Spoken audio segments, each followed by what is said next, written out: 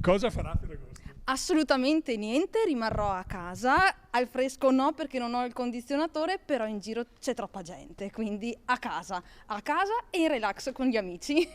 La tradizione cosa prevede? Quella sua, quella che ricorda gli altri anni? Grigliata e gavettoni, ma quest'anno con questo caldo niente grigliata, forse gavettoni. Ferragosto lo faccio in Francia, non ho idea.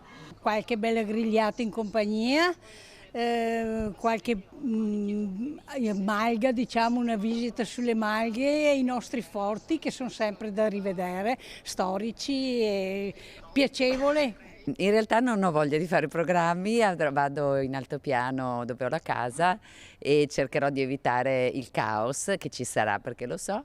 Ferragosto è diventato la parte principale e non ci si ricorda più che è l'Assunta, che quindi è festa della Madonna, è la più importante per eccellenza, la festa della Madonna. Noi qui abbiamo la Madonna di Monteberico che è fondamentale e di solito si andava su a monte. Io resto a casa.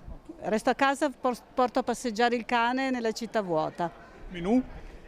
Ah no, quello di tutti i giorni, una cosa banale, non mi sono neanche accorta che è Ferragosto.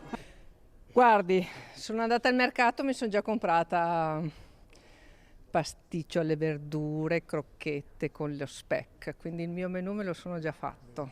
Così non ho da cucinare, con sto caldo sono a posto, la gatta è a posto, quindi questo è il mio Ferragosto. L'importante è la parte religiosa. Anche certo che sì, bisogna credere soprattutto in questi periodi qua. Alla Madonna cosa bisogna chiedere secondo lei? Una grazia penso. Lei non abita qui, è una vicentina all'estero. Sì, una vicentina che vive a Cincinnati, in Ohio, dove ci sono peraltro altri italiani e anche altri vicentini e si festeggia assieme il Ferragosto e io per assurdo l'ho sentito di più lì a Cincinnati. Ci siamo trovati anche l'anno scorso, eravamo una trentina, ognuno ha portato qualcosa e abbiamo festeggiato la giornata assieme, quindi è un po', secondo me, quando si è all'estero c'è proprio questo bisogno di ritrovarsi, si ritrovano di più le tradizioni.